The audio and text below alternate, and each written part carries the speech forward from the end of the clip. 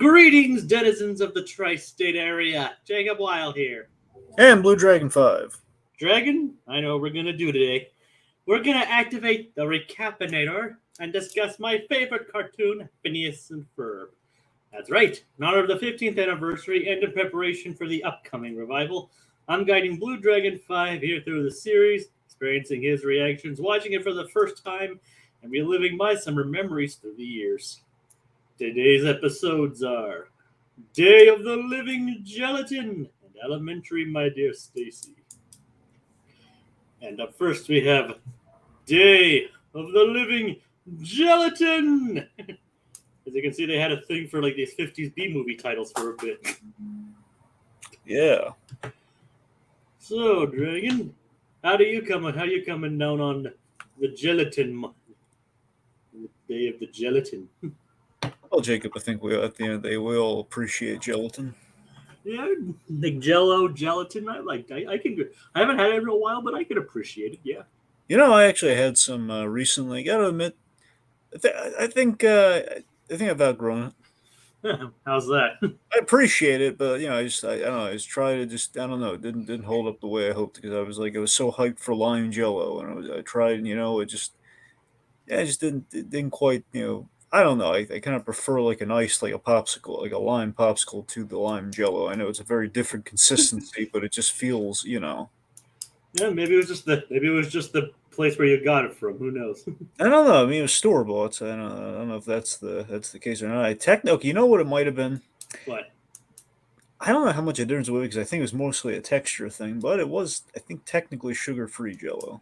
Yeah, that might be it then. That might have been it, but I don't know. The point being, I've had kind of a monstrous Jello experience, which correlates to today's topic. But question: did this episode actually inspire you to try gelatin again, or was it just more of a coincidence? I think it was more of a coincidence, and it was probably 2 weeks ago, so not during this week's episodes. It was just kind of a recent Jello event. Yeah, so it is just a coincidence then. Yeah. It's like, but to be fair, I think there is a bit of a difference in Jello and gelatin.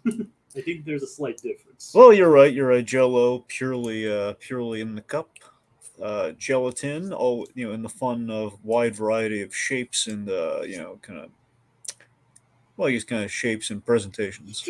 It's like, as you can tell, we can talk all day about food on this channel. Oh yeah. It's like, but barring your recent live action experiences with gelatin, how are you coming down on the gelatin in here? It's a fun, silly episode. We didn't go full blob like I think in my heart of hearts I probably would have liked, but we had a cool action sequence around it, and it's a fun episode. Yeah, it is fun. I mean, this isn't one that always comes to mind when I think of the show. It's not like one that immediately springs to mind, but it's fun. As you said, it's fun.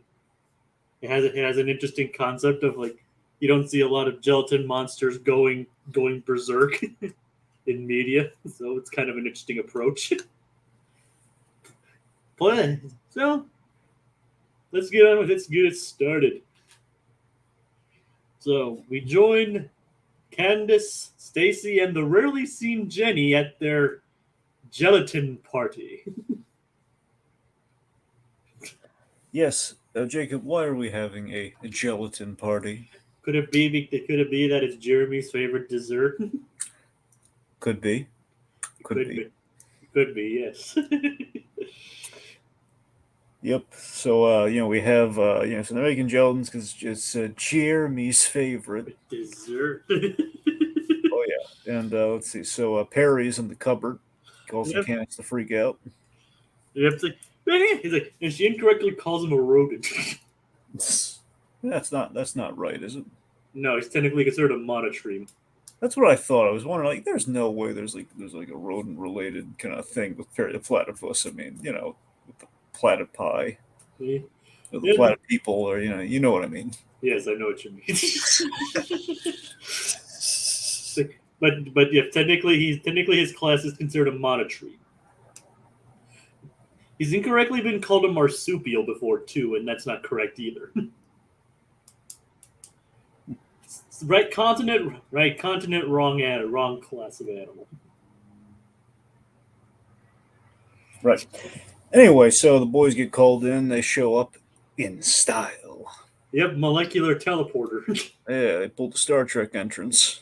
Yep, and it seems like it's portable too. So they're one step ahead of Starfleet. Yeah. Well, yeah, you're right. Yeah. Well, yeah, I forget if they ended up upgrading that as they went on to Next Generation, because original Star Trek it was they had to have the teleporter. Yeah. Anyway, I'm not as familiar with later Star Treks as as I am the original generation. I'm in a weird space where space. I'm in a weird space where again I'm more familiar with Star Trek the pop culture phenomenon than I am the show, because again I was a Star Wars guy, so I don't really I don't know the ins and outs. I know basically the formula of original Star Trek, and I know the behind the scenes of Next Generation. I know a few episodes of Next Generation. No, that's because my grandmother's obsessed with Next Generation. She loves it. So I can only tell you so much about it, and most of the stuff I have in relation to Star Trek these days is the Orville. Yeah, I'm basically in the same boat, even minus the Orville. Like I haven't even gone around to watching that yet. I do love me the Orville. Yeah, you've mentioned Spinjig a few times. I still need to get onto that. Finally, Oh, it is on Disney Plus, so I could actually get it is. It is. I mean, questions for how long, but yeah, it's there. It is there, yes. And Well, it's worst all, case, if it goes away, it took me on Hulu as well. Just less commercials on the other one. yep, that is true, depending on your ad tier. True. But hey, and I think the other closest thing I got is like the Star Trek episode of Futurama. Yep. That's what I'm saying. Like by pop culture osmosis, I think we all know at least a little something about Star Trek. Plus, I mean, you saw that Spock documentary, right? You saw the search for wait, no, not the search for Spock. Search for Spock is Star Trek 4. No, I know that, but there's the Adam Nimoy, Leonard Nimoy's son, did this really good documentary. I think it's In Search of Spock. I think that's like it's in like not Search for Spock, but In Search of Spock, something. I'm blanking on the title right now. Either way, I have not seen it. It is good. Anyway, it's really good. So Sounds like the Candace manages to get Phineas and Ferb to go away. only for Stacy and Jane to invite them to taste the gelatin. yep, they get the choice of cherry and grape. Was that the other one? I believe. Yep. Then they go with grape.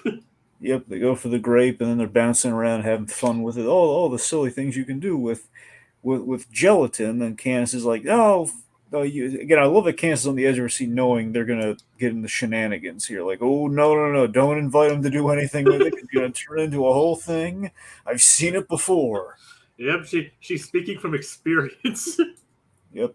So again, it's silly, but Candace just full on instigates it here by like blatantly saying like, hey, well, why don't you make your own gelatin? Like, Candace, you were so close. Why did you have to say that? Yeah, well, she thought it would get them out of her hair, which, to be fair, it did. Like, and Code Geass, you are right. Code Geass here is like, it's the third film, not the fourth. Right, the fourth is Journey Home. It's Voyage Home, I believe. It's either Journey Home or Voyage Home. Code Geass, do you remember what the name of the documentary is? Of that Adam Nimoy, kind of like Leonard Nimoy documentary. I don't. Well, yeah, that's why I asked him. I know. Like, Allie B is like, Curry isn't inherently evil. We'll get there. We'll get there. I know. I just wanted to welcome Ellie B into there, and we also have Awkward Tad, who really says in reference to our reference of titles. Wait till we get to Invasion of the Ferb Snatchers. Yes. So of course the boys decide to go all out, and to be fair, this is kind of like a more, at least for them, a low stated, like a lower tier project. It's just like filling a pool filled with gelatin mix. I remember the name of the documentary. What is it? It's For the Love of Spock. That's what it is. It's For the Love of Spock. Ah, all right. Anyway, sorry. I just want to getting back on point. So the boys, it's really charming. They create giant gelatin in the most charming way possible in which they dumped it into Isabella's pool. Which hopefully didn't have any chlorine in it when they did it. One would hope. Yeah. Well, they didn't really get it. Really, they were just going to play with it. They weren't really going to eat it. But I mean, you don't know what they would have done with it had that things worked out. So who knows? Maybe. Oh God, Jacob? Do you know what time it is? Gritty reboot time. It's gritty reboot time! Yay! So, okay, so they make the giant pool full of gelatin. They're bouncing on. After they have a little bounce, like Balgy's like, "Oh, that was so fun! When can we eat it? Well, why don't we just dig in, Balgy?" And they all just like toss them some spoons and they eat it. And then they have this realization of like, Isabella, yes. Did you take the chlorine out of the pool? I was supposed to do that, and they're all like salivating, basically. Oh, they're seizing up, and it's like it's going terribly, and then and then the last moments as Candace is showing up is like, Candace, this is all your fault. Why couldn't you just let us do gelatin? And Ferb's like, you. Ferb's just like, yes, Candace, it was really short-sighted of you. Yeah, like. What? I don't know why they blame Candace in this part. It's not her fault in this situation. Hey, she gave him the idea. She said, "Hey, why don't you go make your own gelatin?" It was her idea. She's the culprit. I mean, that's more enabling than anything else. If we're being technical. She sold him the light bulb, and you know it. All right, but you didn't tell them that they could do it in a pool. Jacob. Yeah. She knows for a fact they have to do everything on a grand scale. Where else are they going to get a giant container for water like that? I mean, they could have gone to the dam. Okay, well, then that would have been like, that's more of a Doofenshmirtz. See, there's Doofenshmirtz size and there's the boy size. That's the boy size, it ain't Doofenshmirtz sized. LAB is like blaming Candace. Everything is Candace's fault. Yep. Yeah, all right. Okay, so in all seriousness, we have this really charming thing where we dump like the gelatin mix into the pool, and we're using like these awesome little paddle boats to mix it.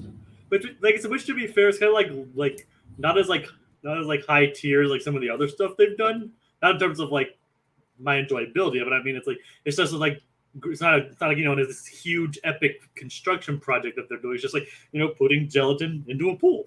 Yeah. So. Which, as you said, it's really charming. Like it's like if they do it in the pool, what better way to do it than with like mixing it around with in a little paddle boat. And so, to shift things a little bit here, let's talk about Perry the Platypus, who ends up in the wrong lair. Yep. Like, remember how I kind of teased this a couple some episodes? Yeah, I put that together when I was watching. Like, oh, this is what Jay was talking about. Yep. Like it's revealed that he did go to the wrong lair, and whose lair is it, Dragon? It's the other Agent P's. It's Agent Pinky. As in Isabella's dog. Yep. If they teamed up, they'd be Pinky and the Plat. It is.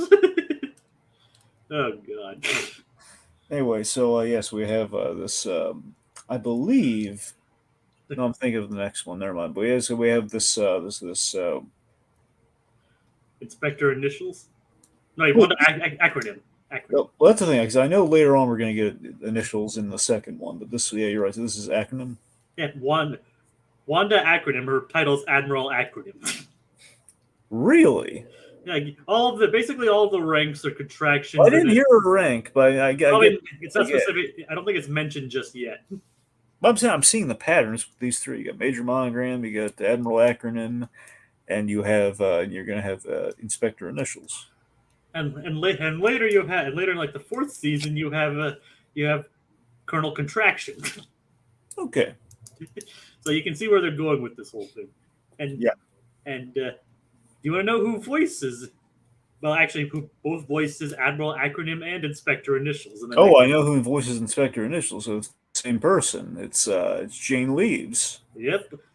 I figured you'd recognize her from you like her from Frasier, right? Yes, from Frasier and James and the Giant Peach. Oh, yeah, I forgot she was in James and the Giant Peach. Yes, I believe she's the ladybug in James and the Giant Peach. All right. But yeah. But yes, so the wonderful Jane Leaves. It's Daphne. Daphne Moon. Yep. Yep. And fortunately, this isn't the last time we see Admiral acronym. Yeah. We don't see Inspector initials anymore, though. Oh man, it's a shame. I think the monogram had a shot at it with her. Well, there might be an issue with that. All right. Anyway, so let's see. So the point being, Bear's in the wrong lair for a moment. Little Yep. two picks up.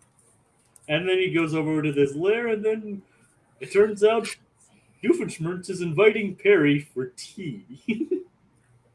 Now, did they say Admiral in the episode, or is that just like, listen, we're going to reveal later with that character when she comes back? I honestly don't remember if it's mentioned or if it's like just assumed. I don't know. I honestly don't remember. I think it's mentioned elsewhere. Well, I bring it because if it's mentioned in this episode, you have to imagine that's like Admiral. We have an Admiral A and a trap. I don't get the reference. Come on, man. Oh, Admiral Akbar, right? Yeah, Admiral. Essentially another Star Wars reference. After all the barrage of Star Wars references last episode. It's like, yeah, I don't think that was an intentional reference in this case. I don't know. They had like a whole thing about they had like a whole trap runner. It wasn't just like one reference. It was a lot of trap talk. Yeah, you're not wrong. Anyway, so he says, "Well, there's a good chance it's probably a trap, but we also believe in benefit. Give him benefit of the doubt." Yeah, they're like giving him some benefit of the doubt, as you said. Like they're saying if it's probably a trap, but you can just humor him just in case. And we have this delightful little tea party that Doofenshmirtz is throwing for Perry Platypus, basically saying, "I've always respected you, Perry the Platypus. Why don't you be my ally? Would you like that? Do you want to be my ally?" And he reveals the evil-inator Ray. Yep, and basically tries to. Basically, he had to reveal his plan before instead of just firing at him. Yep, he couldn't just do it. He couldn't go. He's no Ozymandias, that's for sure. No, that's very for sure. Oh god, there's something for you. Let's throw up. Tell them what time it is. Gritty reboot time. Reboot time. To change things up a bit. At some point, there's going to change up the formula in this gritty reboot because it's going to go on for many seasons. Jake, more seasons than the original Phineas and Ferb. Yeah. Go on. Yeah, we have plenty of stuff to mine from in this. Basically, you're going to have a moment where Doofenshmirtz is just he's going to like, "Oh yes, welcome back to Platypus." Then zap. "Oh yeah, sorry, I fired my inator. It was warmed up 30 minutes ago, but because let's be honest, I'm not a Saturday morning cartoon villain." Because I earn the weekdays. Yeah. Yeah. Basically, a very menacing Doofenshmirtz who actually enacts his plan, and there's no hesitation there. So if he wanted to kill Perry the Platypus, or if he wanted to enslave him, or he wanted to do any number of things, or to the Tri-County area, Tri-State area. I keep mixing it up between the Tri-State area. I know it's in the intro. It's a reflex. It's a reflex because I'm thinking of Toy Story, which is Tri-County. I know it's a good. I know, Dragon. I know it's no big deal. Anyway, so back to the episode, or it's more in the gritty reboot details. I think let's just a comment in relation to we should bring up. If you need a gritty reboot, call up Zack Snyder, Dawn of Candace. Oh yeah. Oh god. Dun, dun, dun, dun, dun. It's like, Zack Snyder. Remember, he is capable of making some stuff with levity. Not all the stuff is necessarily dark and gritty. Really, what light things can you recall from Zack Snyder? Legends of the Guardians, Owls of Ga'Hoole. Was it still light though? It was more family friendly. Look, comparatively, the man did 300 Watchmen and BVS where they really kind of hated each other. So besides those three examples, and not to mention his version of Justice League still had moments of levity in it. Well, yeah, moments of levity in like a 4-hour movie, Jacob. That's not. An Army of the Dead was colorful, at least. It wasn't as dark and gritty as 300 and BVS. Well, I'll give you that, but still, undead populace in Vegas that are killing everybody. I know, but it's still a heist film at heart. Fair enough. Okay. I'm just saying he has it in him. Yeah, you know, I'm just saying we still have not really seen like, hey, look at Zack Snyder do a light movie for a change, and the light close thing. They have that Intense Al movie. Yeah, I mean, I guess so, but it's still not something you'd expect from him. True. Okay. But So yeah, go on. but so obviously Doofenshmirtz's evil-inator misses Perry, and With a toothbrush and a bar of soap, though. yeah, but apparently not the toothbrush he uses to brush his teeth. Ew. Yes, yes. No, if you Ew. want to speculate on what the heck a toothbrush is used for. Well, maybe just use it to clean his tiles. That's what I'm saying. I think the safe answer is still gross, but I think the safe answer is like clean an air conditioner filter or something. You know, like cleaning like tiles or filters or. Yeah, but I think we all know exactly what they were aiming for. Ugh, it's doing like the military, bathroom clean. Funky rhythms in the bathroom. Funky rhythms in the bathroom. You know, from Phineas and Ferb get busted. Oh yeah, you're right. No, yeah. And no funky rhythms. Good, yeah. This is not my toothbrush. Is it not the toothbrush I use to brush my teeth? Ugh. Yep. But another thing, it doesn't just hit the toothbrush and the bar of soap. I don't know how much evil those things could do it either way, but Jacob, don't underestimate evil dental hygiene. like, oh yeah, Night Brace. Yeah. Remember Night Brace? I remember Night Brace, Jacob. From Kids Next Door. Oh yeah. Oh god. Talk about dental hygiene gone bad. Yep. Do you remember if he was the candy shop owner, right? That was the reveal for who he was? Yes. That's what I thought. Because remember they had the red herring of the dentist, and it wasn't him. It was the anyway. And his weakness was taffy. Love that. That was great. I do like taffy myself. You know, I've had salt. Here we go. We're talking about food again. I tried saltwater taffy because I was experimenting with other lime flavors, and I gave it a shot. You know what? It was in a pinch it'll do, but it's not quite the lime fruit chew for me. Are you a big fan of lime flavors? I'd say I love lime fruit chews and lime popsicles, and I've been trying other lime things. I've been hard pressed to find like good lime substitutes because I don't like key lime. It's like so straight up. So maybe lime gelatin would do your trick, not just lime. That's what I'm saying. I tried that sugar-free Jello, which obviously did not was kind of a poor choice. And I don't know if I don't know. I think it's a consistency thing with Jello, but. And I fear gelatin would be something similar. So I've never had gelatin. I've just had Jello. I mean, I would like to try like an orange flavor or maybe a pineapple flavor. Yeah, pineapple gelatin? Yeah, maybe. I mean, I think they do make like gelatin that has like chunks of pineapple in it. Elliot B says, "Food rant epic." Oh yeah, you have no idea. Like, oh, is that we have Code Geass's pitch for Zack Snyder's Phineas and Ferb? Yep. It's Zack Snyder's Phineas and Ferb. Phineas and trying to crush her with a roller coaster until they realize that their moms have the same name. Then they find a platypus version of Doomsday. Or in this case, Doof's Day. I guess. I mean, that's what Doofenshmirtz would be Lex, and he's basically turned a dead Perry the Platypus into the giant hulking monster that we saw in that Jekyll Hyde episode. Yes. So that's Doof's Day. Exactly. That's my creation, Doof's Day. I don't want to imagine Doofenshmirtz being bald, though. Wait, really? Yes, I don't want to imagine him being bald. I mean, probably wouldn't make much difference, but it just wouldn't be a good look on him. No, it wouldn't. No.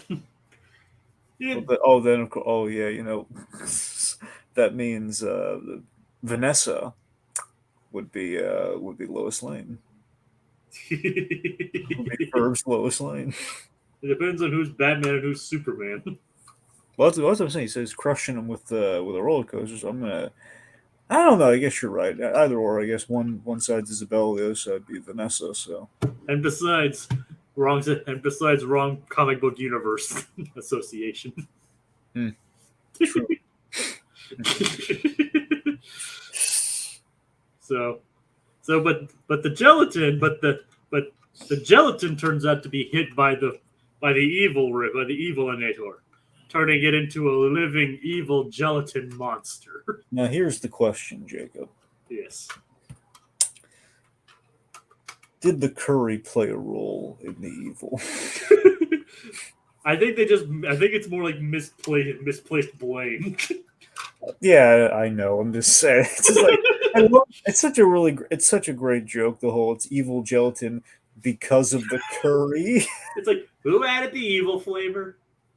And then they'll just look at Baljeet. I love out of context. This would be horribly, to a cynical mind. This would be okay. We're blaming the Indian kid with the evil flavor. It's like, it's curry. It's not inherently evil. Curry, the flavor of evil. It's a good thing it's not square. The shape of evil. Jacob, briefly, let's put up the message to the creators. Message to the creators. Dan, Swampy, the back office here is overflowing with hate mail, accusing the Phineas and Ferb writers' room of being insensitive, being very insensitive to those who love curry. You know what? We like curry. We like the heat. We like the burn. It's a refreshing burn. I've never actually had curry. And there's a spicy take you guys are throwing out there. And on a serious note, there's the assertion that perhaps you're saying Baljeet is in turn evil. What are we saying about the our Indian friends? That is not nice. It's just again, there's going to be a whole subsection of people who are easily offended these days. Like, back then, very harmless joke. Now it'd be like, what are you saying with that curry joke? And then you have the other subsection of people who are saying, like, basically, we love Tim Curry, you monsters. And of course, being the Rocky Horror fans that they are, you would imagine they would there'd be a version of this episode that would have Tim Curry voicing the gelatin monster. It's like, yes, of course. Gelatin love. This is the start of Baljeet's corruption arc. Yep. It's like, Baljeet, you inhuman monster. He's history's greatest monster. And actually, so back to this, like, curry, like, I blame Baljeet. That's actually, fully enough, this isn't the first thing Baljeet's blamed for. By the way, I mean, it isn't the last thing I should say he's blamed for. I have a biting nickname for Baljeet. What is it? Baljeeter. Yeah, Baljeet, we know about your cheating pasts. It's like we have more comments like Code Gias saying like Tim Curry guest star. We know we covered that in a Hard Day's Night. Yep. It's like then he will guest star again in season 3. Ooh. And Aquatat again says actually it may be unfair. Science Fair was the start of his corruption arc. The start of Baljeeter. Either cheater mixed with Baljeet or people who really hate Derek Jeter. That one too. Either one works, I guess. It's going to take 8 seasons of the gritty reboot but trust me, Baljeet's villain turn is going to be epic. It was me all along, Phineas and Ferb. We have our work cut out for us and to come up with 8 seasons worth of material for this.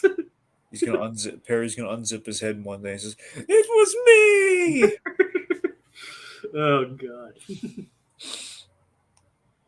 Me. Yep. All right. So, to the point we have a gelatin monster that's really cool looking. Seriously, gelatin monster's cool. Yep, and he's evil, as he says. Evil, but thankfully, gelatin monster that's evil is relatively harmless because, in theory, if Candace really applied herself, she could just eat her way out of it. Yeah, I think maybe she tried, or maybe Maybe she doesn't. Maybe remember she doesn't actually like gelatin. True. That's what I'm saying. She applied herself, though. I mean, if it's life or death. It's like you're going to learn to like gelatin if it's life or death. Remember she did try to get out of it, but it didn't really work out for her that well. And also, there's also things like if again gritty reboot would be Candace instantly suffocates in the Jello. Yeah. Interesting. Yeah, basically imagine that charming scene from Clyde with the Chance of Meatballs, only with a lethal ending. Oh boy. Like, Candace, eat the gelatin before you suffocate. The gelatin, eat an air pocket. It's like, I don't like gelatin. Like, no! Oh, because we made her with Candace. You're dead because you told us to make our own gelatin. So is that Candace's fault too? Yep. Okay. Kind of figured. That's what I'm saying. Like they're like, the boys are kind of like there are issues in the Flint Fletcher clan, as you probably noticed. So it's like, hey, Candace, this is your fault. Why did you make me do this? And of course, LEB's bridging our continuity by saying managed to escape the gel, but then realizes it had chlorine in it. Candace finally eats it and like, it burns. Oh. Why does it burn? Jello's a happy snack.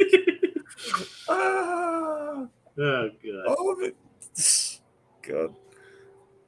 So anyway, Doofenshmirtz, after his random fires didn't work, he presses the button to summon his evil creations.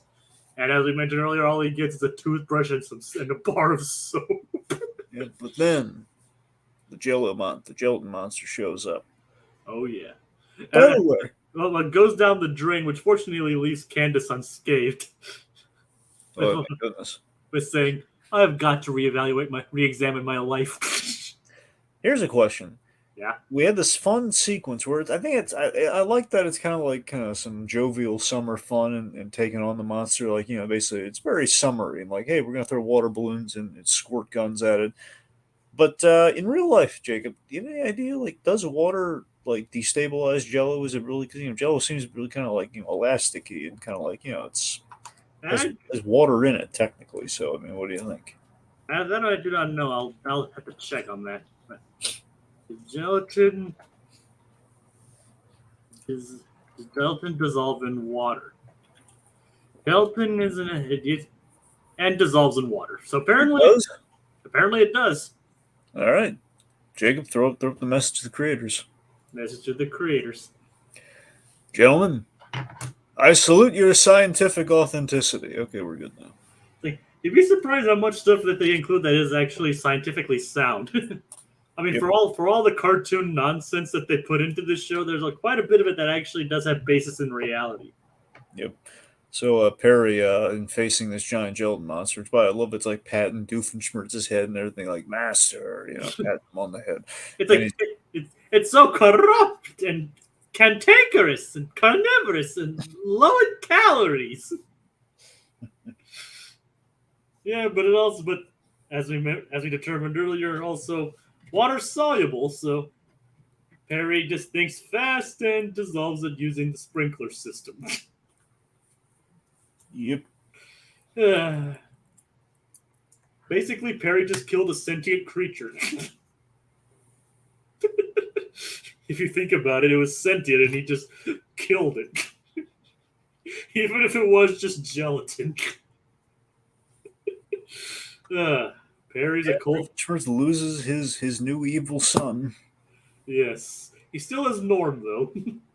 He does. I don't think we've barely seen him this season. There's a family reunion for you. The evil children of Dr. Heinz Doofenshmirtz. Like one of them isn't really evil. Yep, I know. Well, I know that, but I meant like you got Norm and you got the old monster, and then and Vanessa, who's just more indifferent. Yep. So, and of course he tries to chase after Perry again, but just he slips on the soap And toothbrush falls into his mouth. Yep. Which is gross. I wonder how that toothbrush feels about that being sentient. I mean, who knows? Maybe that's what it lives for. Oh man, no, it's nasty. Well, I mean, who knows? It's a toothbrush. Yeah, but it's a toothbrush that apparently is this toothbrush has really been through the ringer when you think about it. A toothbrush has been like, I have my intended purpose, and I've been used for this. I've used to clean filth that we haven't even clarified. We don't want to clarify what types of filth has been cleaned, and now I'm Frenching with Heinz.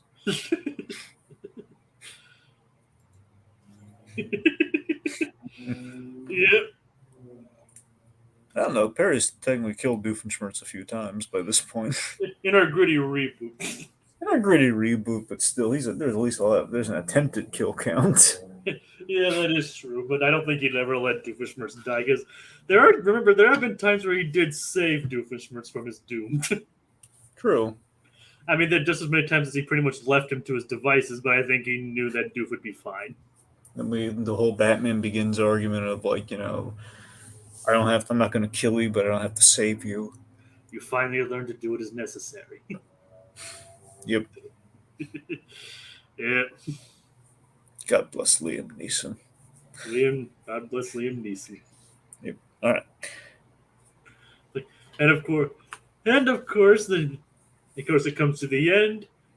We're at the desert party. This dessert party, Candace. I am sick of gelatin. And of course, Jeremy comes up and shows a tray that has gelatin spelled out in her name. Still don't like it. Like, nah, still sick of it. Which, to be fair, means she's sticking to her beliefs instead of just being easily swayed because it's Jeremy. Yeah. She's at least being honest with him. It's like, yeah, nah, still don't like it. All right. So you gotta appreciate her honesty. And that brings us to the next episode. Elementary, my dear Stacy.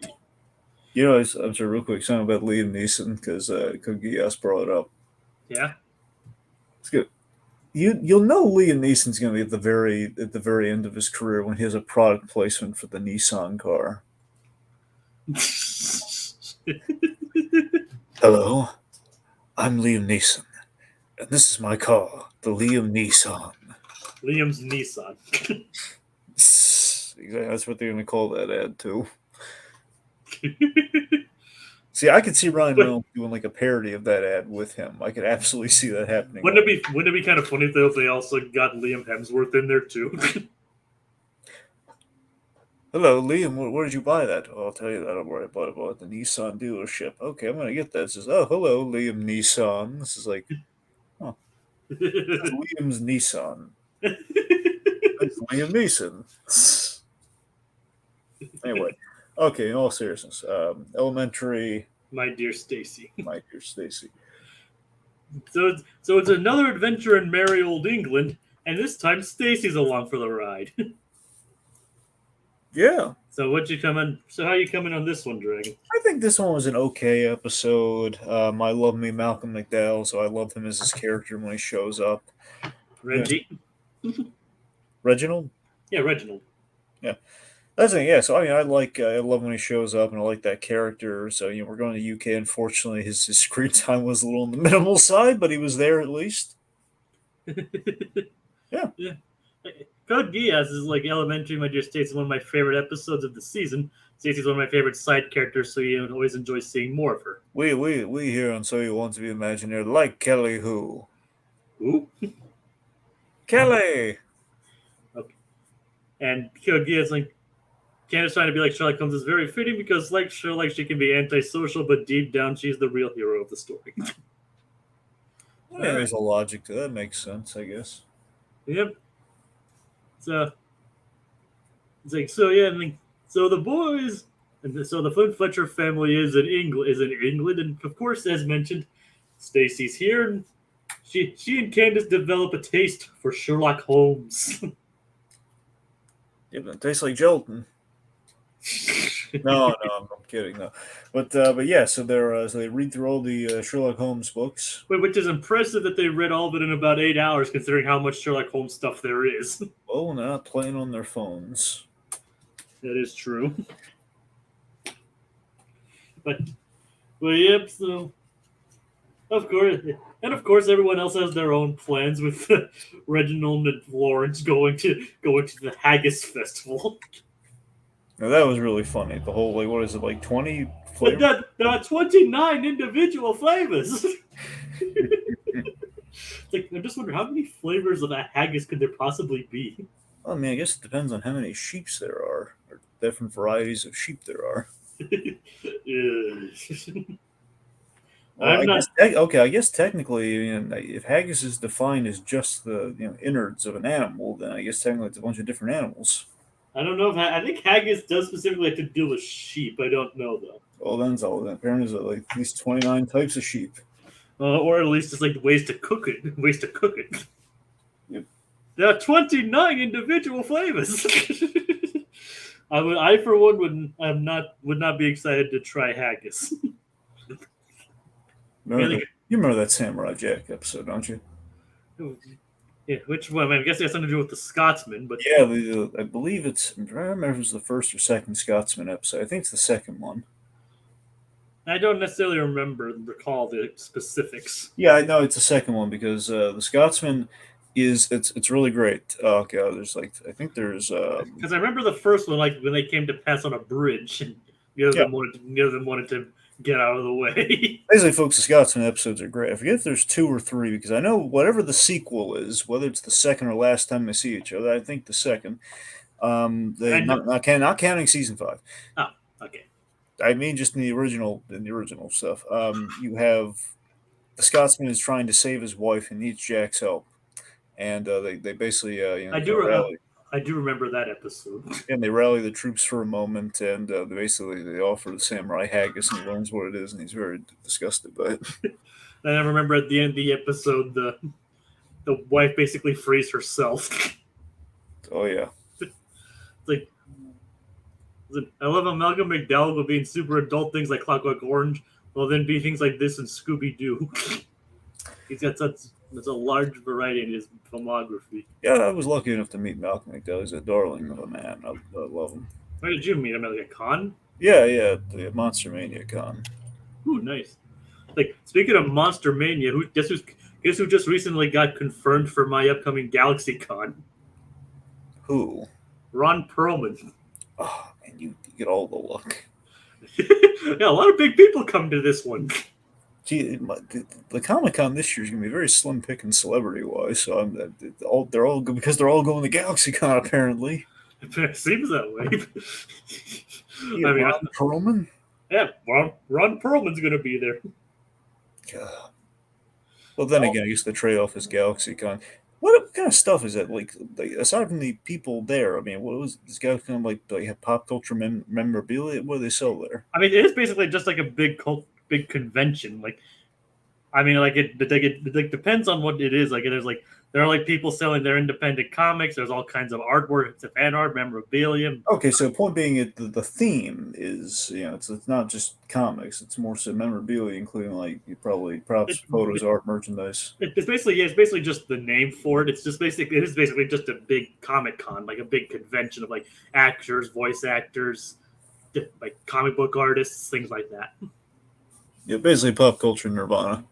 Basically, yeah. Yep.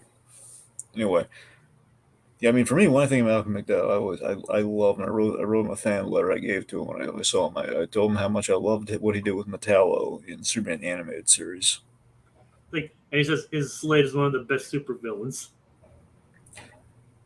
And he's not really. Oh, sorry, no, he's talking about Ron Perlman. For a moment, I thought he was talking about Malcolm McDowell. Yeah, his Slade is Ron Perlman. His Slade is phenomenal. Yes. yes, it's like, who is Slade?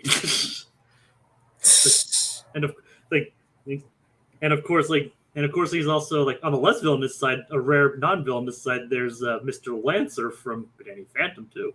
God, seriously, I read Ron Perlman's book too. He's got man's had a very interesting life. I adore Ron Perlman. He is phenomenal. I would love to have met him, but well, I might be able to meet him when I go to the convention. Yep, that's the thing too, because plus you can there's Clayface. I mean, there's such a great job as Clayface, and his voice work alone. And then you have Hellboy the Factor in there, and then you have like the other roles that he's had. The question is, what do I get for him to sign? Like, do I get him to sign like one of his glossies or my Hellboy DVD? I mean, I don't know, Jake. You might want to go for the. I mean, you could go for the DVD. I'm a glossy guy. If I had to pick an item, I would say the DVD because it's it's important. But then what character would I do? But we can discuss this at a later time. We need to focus on the episode. Unfortunately, though, Ron Perlman never did guest star in this show either. Jacob, throw up the message to the creators. I may guess we should have brought in Ron Perlman. Gentlemen, where did we go wrong? It's like, there's so many great voice talents out there, and you had a lot of episodes. You mean to tell me you couldn't give Ron Perlman one? He's standing outside, the Disney backlot saying, "Come on, boys, let me in. I can contribute." And now look at him; he's embittered at everything. They're like, come on, all right. All right. So. Not remotely a situation. Okay.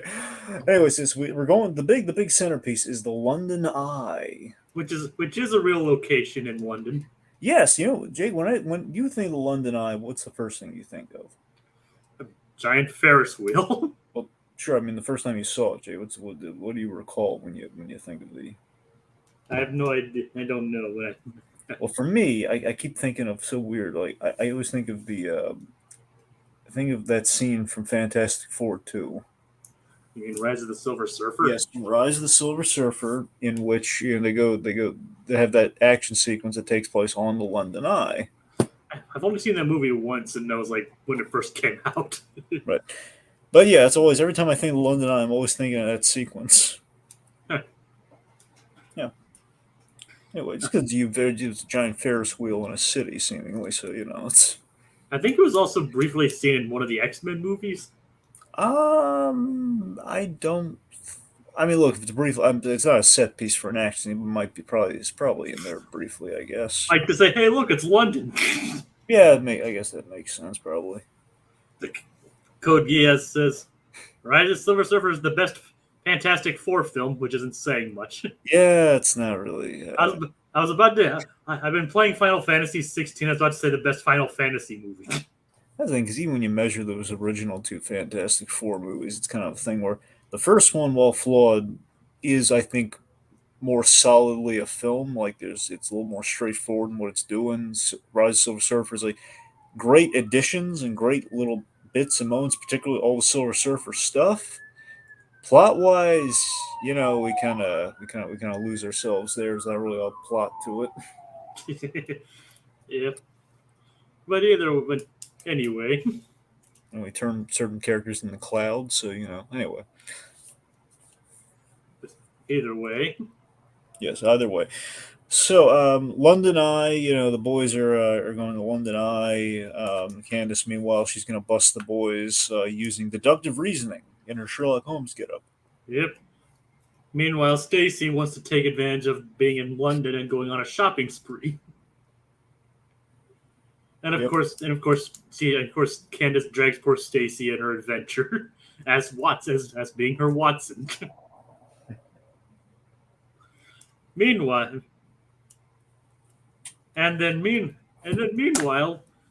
Perry's called for his newest mission. So he ends up in this really nice little tea room, by the way. It's really swanky. It is really nice, as you can see in the thumbnail we chose. Here's the thing. It's so funny, because the first thought I had was Kingsman, but Kingsman did not come out. It came out like way later than this. Even the comic? Okay, that's fair. Maybe the comic wasn't right. Okay, I guess maybe they pulled. I mean, I know the comic is. I mean, the movie's loosely based on the comic. Like it almost has nothing to do with the comic. But no, I mean, look, honestly, it's. I don't know. It's aesthetically, I think aesthetically, it's represented enough where the leap could be made. So maybe they did look at the comic on that. But regardless, it's still not the Kingsman movie. Yeah. Either way, but either way, like apparently one of his last missions. We don't know if it's specifically the last mission that we actually saw, but apparently it got him in trouble with the local spy union. Yep. So in order to alleviate the issue, he assigned a partner with and expect Agent 000 and aided by Inspector Initials. So, Played again, by Jane Leaves. yes, Jane Lee's had 2 roles in these episodes. Apparently, they needed another British person, so needed her to voice another character. So they're like, "Okay, we already have you for this one, so you might as well just record for this too." Yeah. And Agent 000 is voiced by someone named Damian Lewis. I don't know exactly what else he's done. Apparently, he was in Band of Brothers. Well, that's one of the things he's done. But he's a British. So, what'd you make of Agent 000?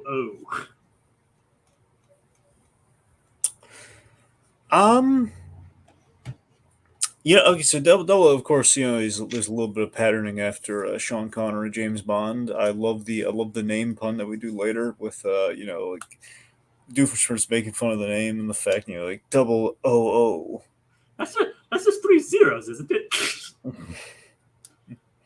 This is the idea of like this seemingly a straight man playing off the platypus, but he's still inferior to the platypus, which is really funny. So it's kind of wonderful and absurd. It's like he kind of, speaking of the Sean Connery, he kind of seems like both like a cross between like Sean Connery and Pierce Brosnan's interpretations of James Bond. That's fair. I can see that.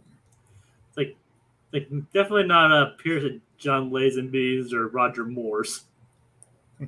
and I don't think that Daniel Craig is in enough movies at this point to homage it. Well, actually, I mean, he was in Casino Royale and Quantum of Solace at this point, but yeah. But wait, when did Quantum of Solace come out anyway? Well, that's the thing. Quantum of Solace, I know Casino Royale, I think, came out in 06, so that one actually probably was like the main thing. I don't know when Quantum of Solace came out. If it was Skyfall was in 2013, I believe. Quantum of Solace did come out in 2008. Yeah, and this one came out in 2009. So, yeah. So that means it was at least in production probably around the time it came out. Oh, there you go.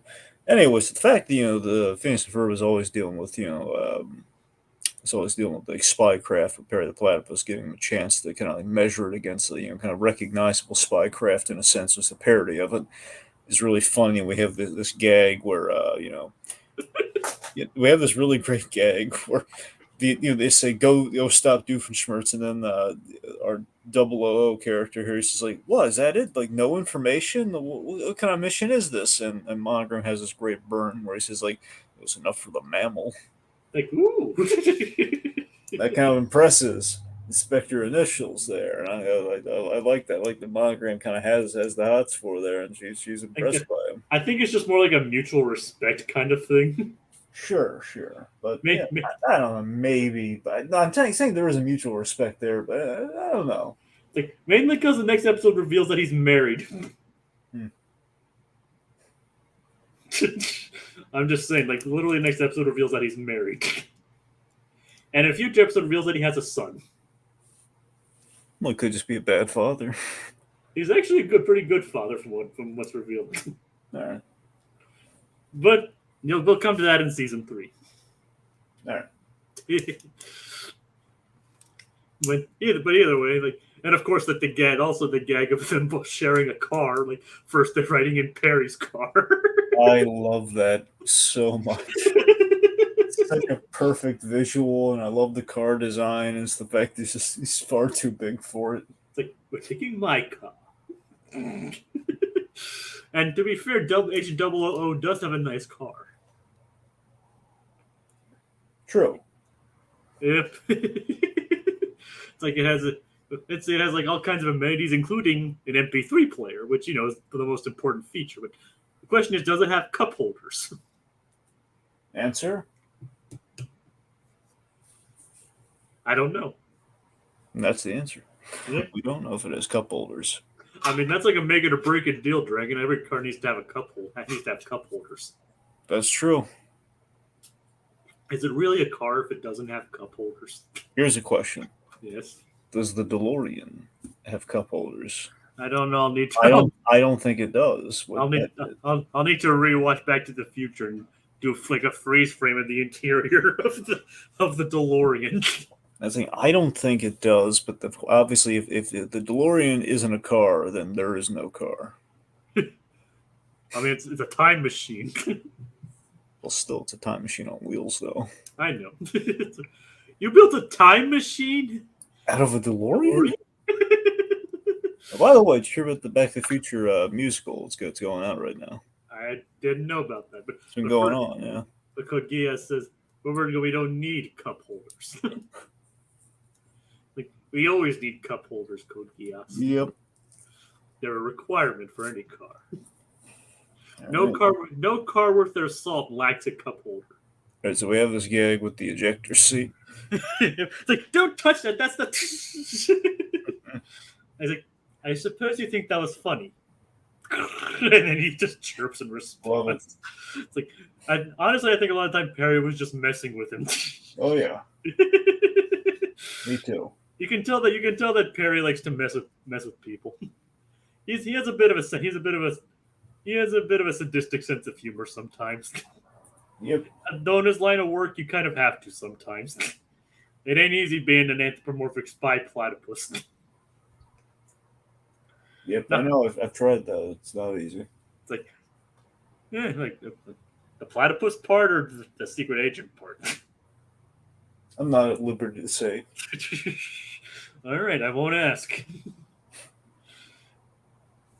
It's like, so they arrive at Elizabeth Tower, which is the official name of the tower, not Big Ben. I mean, technically at the time it was just called the Clock Tower, but it was renamed in 2012 to Elizabeth Tower. Yeah, setting this inside Big Ben was a good idea. Yep, it's like, if you notice, it's like it does kind of remind me of like the line from The Great Mouse Detective, "From the brain that brought you the Big Ben caper." And this is Doofenshmirtz's Big Ben caper. So they can explain to the audience what Doofenshmirtz's plan with Big Ben is. Okay, I love this Doofenshmirtz plot so much. It's great. So Dr. Doofenshmirtz, he's just so tired. Oh god, he's so tired of having to look at his watch for the time. This was big before cell phones were a big thing. He wanted like a bigger watch essentially, but didn't want to actually buy like a big watch, and he didn't want to look at a wall clock. So he thought it'd be a great idea to just skip past those long boring trips to the stores and picking through all sorts of different styles of watch and everything. So instead, he went to jolly old England. Yes. Which is not close by the way. It's not even close. Had to go all the way there. Yeah. Had to break the Big Ben. Somehow retrofit it with a giant rocket thruster. And launch it all the way. I believe in the space even. Into space and ultimately back to the tri-state area. Right in front of Doofenshmirtz, Evil Incorporated. So you can just look out his window and see what time it is. That's the plot. Yep, and of course, Agent 000 is taken back. Like, may I run those hidden camera shows? It's like he doesn't actually. Like, you could just buy a bigger watch or get a wall clock. Like, he didn't want to, as he said, he didn't want to go to the store. Because apparently flying Big Ben flying the tower of Big Ben to his building is less complicated than just going to the store and picking out a clock. Yeah. Oh yeah, it's like a classic Doofenshmirtz plot. Like, it's like this is like one of the most insane, probably like a very insane thing that he's ever done. Like, I mean, like one of the most needlessly overcomplicated things he's done, and it's hilarious. I mean, that's classic villain, classic Saturday morning cartoon villain. You're right there, like an overcomplicated plans, like. Anyway, At least they called it out, though. yeah, they call it out. it, they well, that's all. This show does a lot of pointing out and lampshading things like that. You know what I mean? Like if you notice, like the amount of stuff times that happens is increasing as the series goes on.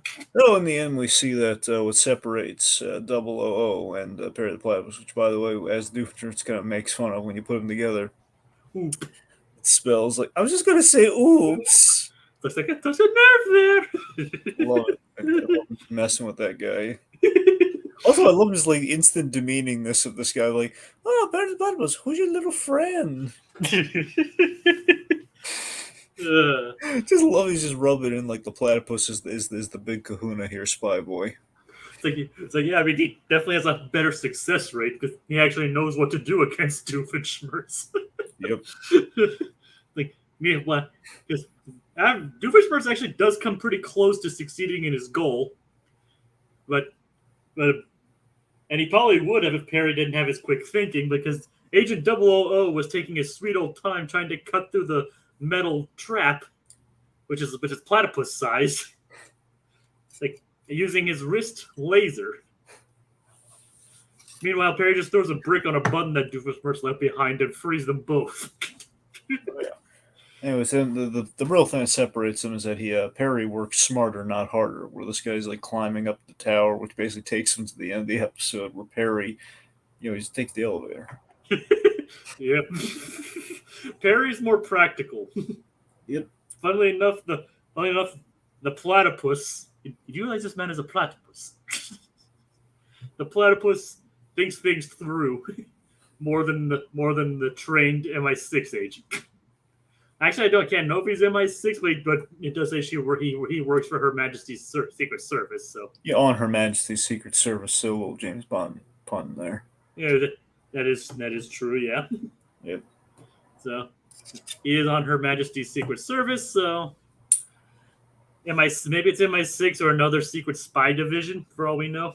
Yeah. But maybe he rubbed elbows with James Bond somewhere. Maybe. Did you ever see the Steve Martin Pink Panther movie? Yes, actually, I did. I think I've seen both of them. Do you remember 006? I haven't seen them since they came out, so no. But elaborate. Oh yeah, so basically there was this scene, the Steve Martin Pink Panther, which is very underrated, by the way. I mean, it's a good faith attempt. I mean, is it going to measure the Peter Sellers? No, but what is? I mean, come on. But you have this guy where the Inspector Clouseau is at a hotel. He's at a casino, and he's basically summoned to meet this 006 character, and of course the gag being like, "This is I'm 006. Do you know what that means?" Like, yes, you one away from the big one.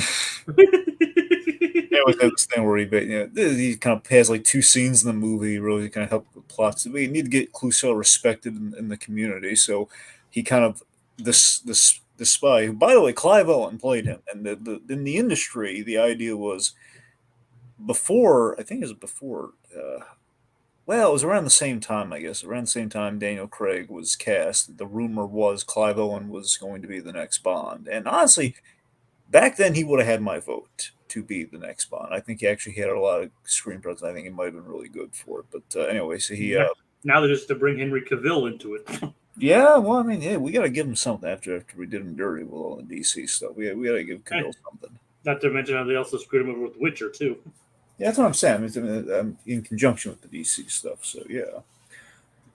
But right now, he said almost out of spite. Almost out of spite. It's like, I want to take a page from Ron Reynolds' book. I want to do Marvel next. I want to play both sides. Did he actually say that? Yeah, he said, yeah, I'd like to give Marvel a go. I wonder what Marvel character he should play. A lot of people would say Wolverine, but obviously we're kind of in the midst of that right now. Yep. Coach. And do you have anything else to say on that front then? Oh well, I guess to the Clive Owen point. Yeah, it was that Pink Panther scene. Like you saw him like take down like the gas. Oh my God, it's the gas mask bandits! And he takes him down. Clouseau gets all the credit. And it's nice. With the Henry Cavill thing, I think a lot of people threw out Captain Britain. His Captain. Marvel character. I mean, although they've already kind of brought in a version of Captain Britain in a way, Yeah, that's the thing. We kind of have. Captain Carter. Yeah, yeah. And that's all the Captain Britain I need personally. So I'm not beating down the door for Captain Britain. On Code Geass is like the Clock King should have helped Doctor Doofenshmirtz out. he shares your admiration for the Steve Martin Pink Panther movies.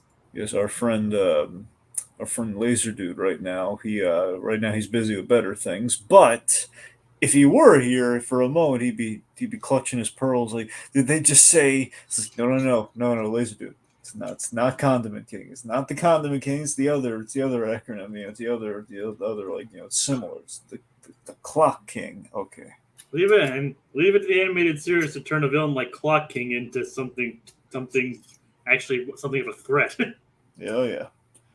He even almost outsmarted Batman. Yep.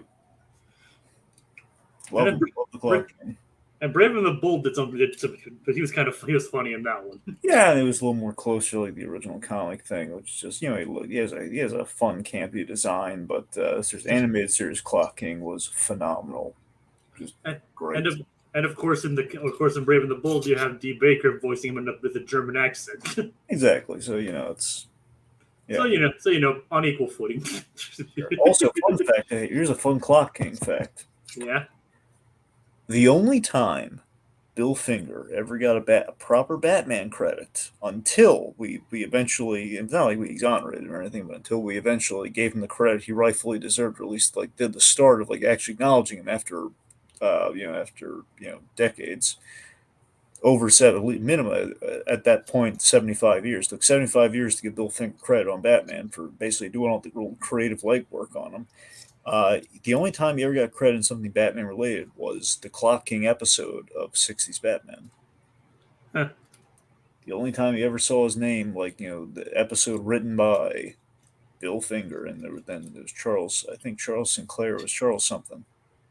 Huh. Of course, Code Geass says he was about to mention that. Yep. So yeah, there's somehow I said, him climbing through the clock also kind of brings to mind the Gray Mouse Detective in a way. A little bit, yeah. Like I said, it's a Big Ben caper. So yeah. I mean, Gray Mouse Detective is still underrated in terms of the Disney canon. That is true. It is. Anyway, yeah. It's so of course. Well, what did the boys do to the London Eye? The boys actually didn't do anything to the London Eye. You're right. What they ended up doing, as Candace deduced from going around the town and deducing, which we haven't even really discussed yet. Like the Cockney to English, like the Cockney to Tourist Translator book. Oh yeah. Which means, and of course, Stacy seems to be the brains of the outfit in this one. Oh yeah. It's like, what could it mean, Stacy? Maybe 3 tires. Which, as people have pointed out, tires would actually be spelled with a Y if it was actually in Britain. So they're spelled Tyres. So it's a little bit of a mistake there on their part. Yep.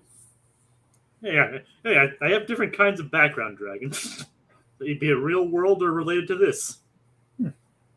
So, plus, when I was doing a role I did research on British culture too. So there's that. Yep. So it turns out what the boys were doing was creating a giant water slide out of the Big Ben Tower, which they would go down this long water slide and then bounce off the Thames into the London Eye. Which you got to admit is pretty cool. It is. It's incredibly reckless, but it's cool. It is. LAB, the boys spelled tires wrong. I'm very saddened by this.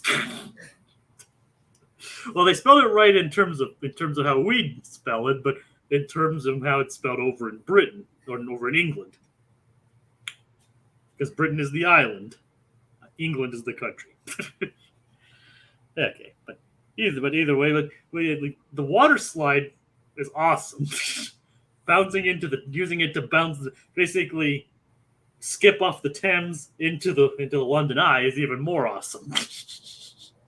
And Ferb even sets a record by covering himself in butter and sliding down the tube. And that's what the tires were for, is to basically a lift mechanism to go up the slide. So, Dragon, what are your thoughts on the slide itself? I thought the slide was awesome. Again, incredibly reckless, but awesome. Yeah, I can definitely see that there's all kinds of ways it can go wrong, but Phineas and Ferb stuff really goes wrong for them. Yeah, that there's gonna be like, again, you hear about all the Disney mishaps or the theme park mishaps over the years. There's no guidance. There's no guidance system here. There's no like guardrails. Like those kids are like in fear. Well, what if a fat kid was on that raft, man? Like they're doomed. Phineas and Ferb would make good Imagineers. They would. But I think they do in their future. They do more important things. Not that designing theme parks aren't important, but they do things. They don't go into the business of theme parks, which is a shame because they would be very good at it. Oh yeah. But from the sound of things in the future, they do become very influential people in the world. But we'll get to that in a future episode, as I keep saying. Foreshadowing, anyway. So, of course, Stacy, of course, the boys are doing their thing, and of course, Candace is trying to get their mom's attention while inside the London Eye, because she got jettisoned as well. Like, of course, Stacy's the only one that seems to notice the tower about to take off. Again, Stacy probably being the brains of the operation. And of course, it wrecks the slide. Doofenshmirtz actually tries to escape on the slide. Doofenshmirtz is having a great time on this escape. Yep, but it doesn't end that way, though. No, here's the thing. I really think Doofenshmirtz, he should have been able to land in the water. I think we're a little mean to him here, just letting him crash into the. It looks incredibly painful. He slides off and falls as it destroys the slide that the boys made. He tries to do a cannonball, and it looks like he's gonna land in the water, but he lands in the sidewalk to the side. I was hoping for a bigger splash.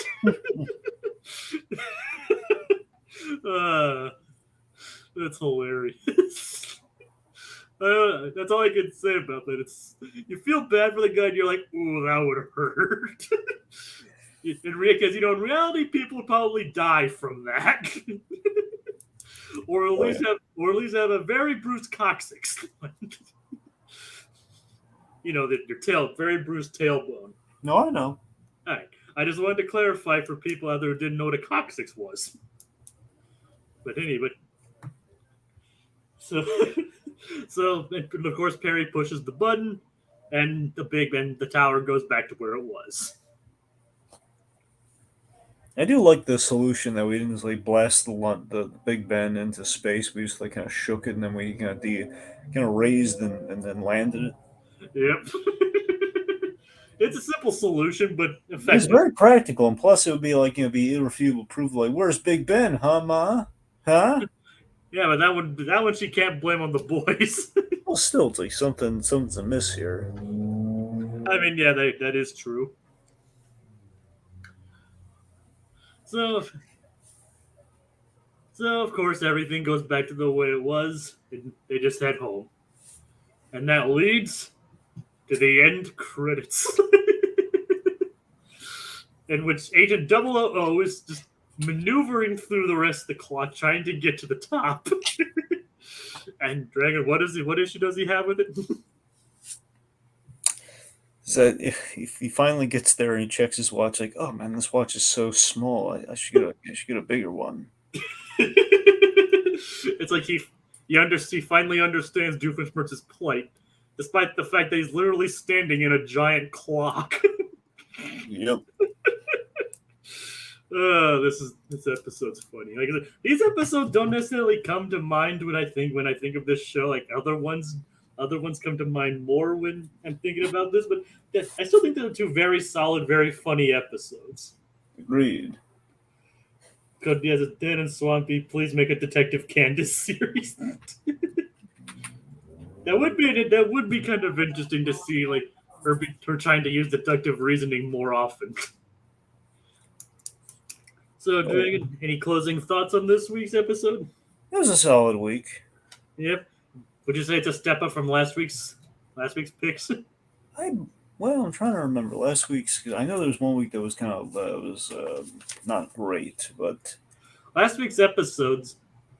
Let me you know what? Actually, yeah, I remember last week was Attack of the 50-Foot Sister and Backyard Aquarium, right? Yes. I'm gonna say yes. I think this week was a step up. Though to be fair, Doofenshmirtz quality bratwurst is still hilarious. Okay, fair enough. Okay, you know what? That's yeah. I mean, I'm not saying that makes the episode automatically better than these, but it's just that the fact that you can't beat Doofenshmirtz quality. Well, you know what it is, like going back to the last two episodes, they both had something similar. Like one episode was a little stronger than the other one, where this one I think was stronger than both. But like for example, Interview with the Platypus was weak sauce. Attack of the 50-Foot Sister, it's and the back. At the very least, there's like an element in each of the episodes that was kind of lagging. Where Backyard Aquarium, the A plot with the aquarium itself was like not a whole lot there. But I know our plots were really strong on these two episodes. Yep, like so far this season we've had Lake Noah's Monster, Interview with the Platypus, and then Tip of the Day, which I think which we had, and then Attack of the 50-Foot Sister and Backyard Aquarium as we just discussed. Yeah. So it's like so far I still think season 2's off to a good start. And so we'll only see how it goes from here. So thank you, Code Geass, LEB, and Aquatad, and for joining us tonight. We had quite a bit of comments this time. Thank you all for those. Code Geass is actually the elementary episode is one of the episodes that comes to mind when he thinks of this series. when Code Geass thinks of the series. These episodes are gems, IMO, in their opinion. And Code Geass is have a great you too, Code Geass. So thank you all for watching. And be sure to join us next time on the Phineas and Ferb Recap-inator, where Candace keeps a close eye on the boys' invention. The boys establish a fine fancy dining establishment, and Doofenshmirtz gets a date. Good night, everybody. I need a bigger... Go on. No, I just said night. I need a bigger clock.